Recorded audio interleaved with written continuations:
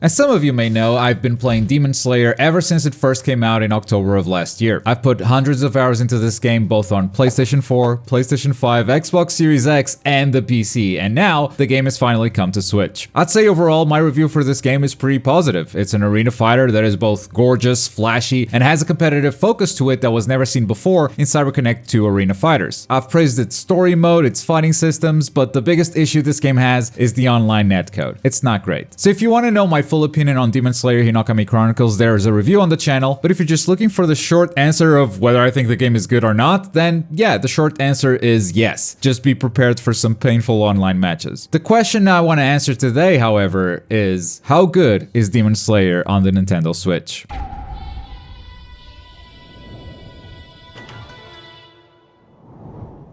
Let's start this by talking about the presentation, as I'm sure that's what most people are curious about. How big of a downgrade is this from the other versions, and does it run well on this console? The first thing I noticed was how huge the menus were, which immediately suggested that this game was running in 720p even while docked. And indeed, jumping into story mode, the difference in resolution from what I'm used to was quite noticeable. Up close, things look quite good most of the time. You can tell that it's no PS5, though expecting something like that would perhaps be unrealistic. Character models still look great at these lower resolutions as long as they are close to the camera. In fact, check out the side-by-side comparison between the Switch and the PS5. This Zenitsu looks super clean. The problem starts once characters get further and further away from the camera. You start to lose a lot of details and the aliasing starts kicking in. The further away from the camera they are, the worse it gets. I'm sorry, who are you? I can't see your face from out here. The backgrounds in the arenas are missing a lot of details, and the same goes for these areas that you explore once in a while during story mode. Keep an eye out on the rocks and the foliage as I walk through the spider forest here. A lot of them are missing or have such a low poly count that they look like they are from an entirely different game. It becomes very obvious how much they had to sacrifice and downgrade to make sure this game ran on Switch. But does it run well? I'd say absolutely yes. It's a very stable 30 frames per second. I haven't experienced a single dip, so even though the visual fidelity is significantly lower than on the other consoles, it's a sacrifice made so that the game feels good to play.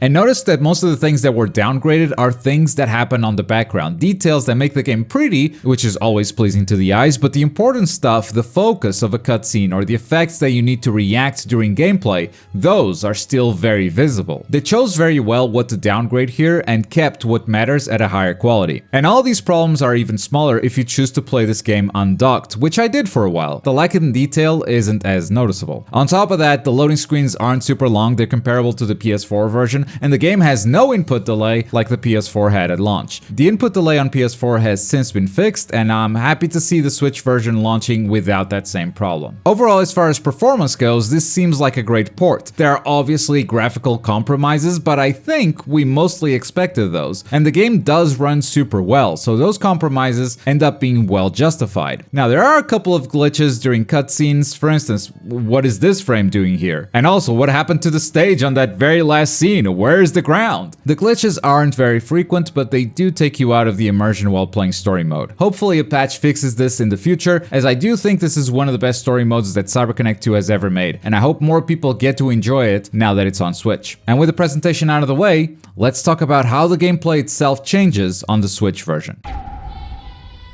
It doesn't. It's the same game. At least for the most part. Everything that works on the other consoles works on this one. Same tech, same combos, everything. I did feel some very minor differences. For instance, landing the Zenitsu Korean combo felt a lot harder for me. I don't usually land it first try, but I also don't usually have so much trouble with it. Landing this Akaza TOD was also a bit of a challenge on the ultimate part of the combo, which is usually really easy, but for some reason, it didn't work the first couple of tries. I did eventually get it, so it works. You might just need to have a bit of better timing. But these differences are so minor that they could easily be attributed to human error. My human error. It could just be me playing on a different controller or something like that. And it was only on the most technical combos. Another big difference in gameplay is that the Switch doesn't have a 60 FPS option like the PC, PS5 and the Xbox Series, though that was to be expected since even the PS4 and the Xbox One versions don't have it available. But given how big of a mess the 60 FPS mode is on PS5, PC and the Xbox Series, and how much it changes the game, most of the player base just ignores it anyway and plays on 30 FPS. So trust me, Switch users, you're not missing much when it comes to 60. And yeah, it's pretty much the same game, so let's move on and check out the online.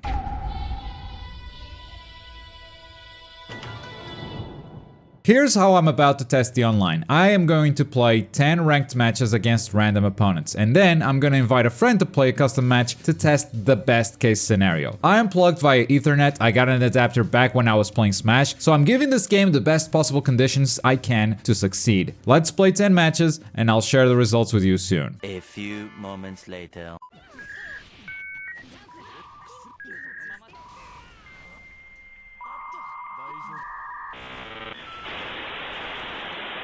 Okay, 10 matches in, and here are the results. First, the game is very healthy right now at release. Of the 10 matches, only one took more than 10 seconds to find an opponent. So matchmaking is working, there are a lot of players, it is very well populated. That said, it's definitely a worse experience on the Switch than it is on other platforms. Not everyone bought an Ethernet adapter like me, naturally. I'd say more than 90% of the player base is probably on Wi-Fi, and this game is really terrible on Wi-Fi. I had a total of 4 matches that I would consider acceptable out of the 10 that I played, and even among those we would see occasional stutters. When it's at its best, it feels just as good as PlayStation, so I don't believe it's the game's fault at here, it's probably the player base. However, this game has a huge problem on all platforms whenever connections aren't stable, and that is desyncs. You will both be playing a game, and then there's a moment where the game desyncs and each player is then playing a different game. The Switch version is full of desyncs. This was my second game online. This game didn't stutter too much, but it had a huge constant delay at its base. We get to this round and my opponent goes AFK, and then we lose connection. Great, he quit.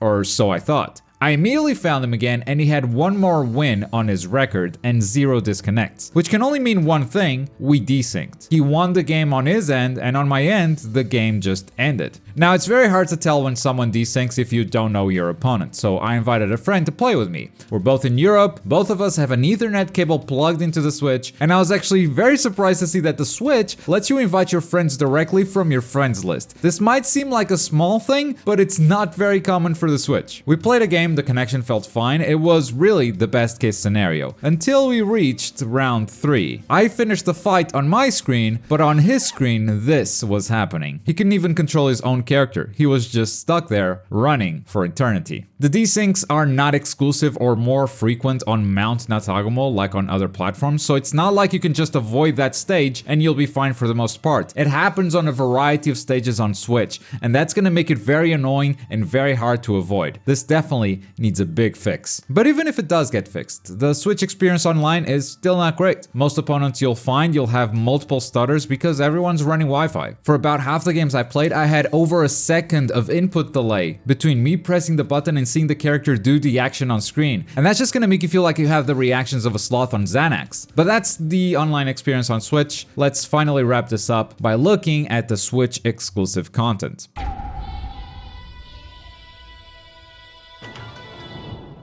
The Switch version comes with summer outfits for all Academy characters except Shinobu for some reason. Tanjiro's and Zenitsu's outfit look very similar, Nezuko is pretty much a color swap, Inosuke gets his boar head back, and Gyu rocks a completely new outfit too. I think they did a great job with Inosuke and Gyu's skin specifically, the others aren't really my thing. I mean, Nezuko looks good, but it's literally a color swap, but that's maybe just my personal preference. Here are the skins for your viewing pleasure, they are not available anywhere else, and yes, they are pure skins, it's the same Academy characters with the same moveset, the same ultimates, the same everything.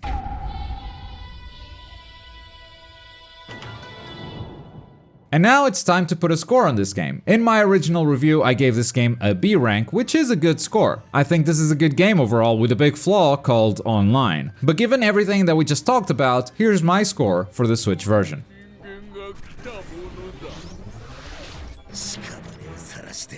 The Switch version is a perfectly fine alternative to experience this game, and just like the other platforms, the online is bad. Sure, it is worse on Switch, but that's mainly because of the player base and not because of the game itself. I do think that overall they were very smart in what they chose to downgrade visually in order to keep the game running smoothly. This is a good version of Demon Slayer, but it does come with all the downsides that we expected from pretty much any Switch port. And that's my review for the Switch version of Demon Slayer. If you've played the game on Switch and have any opinions yourself, go ahead and let everyone know in the comments. That way, people already know my opinion, but they can read yours as well. And as always, thank you very much for watching. My name is Globku, and I'll see you next time. Bye!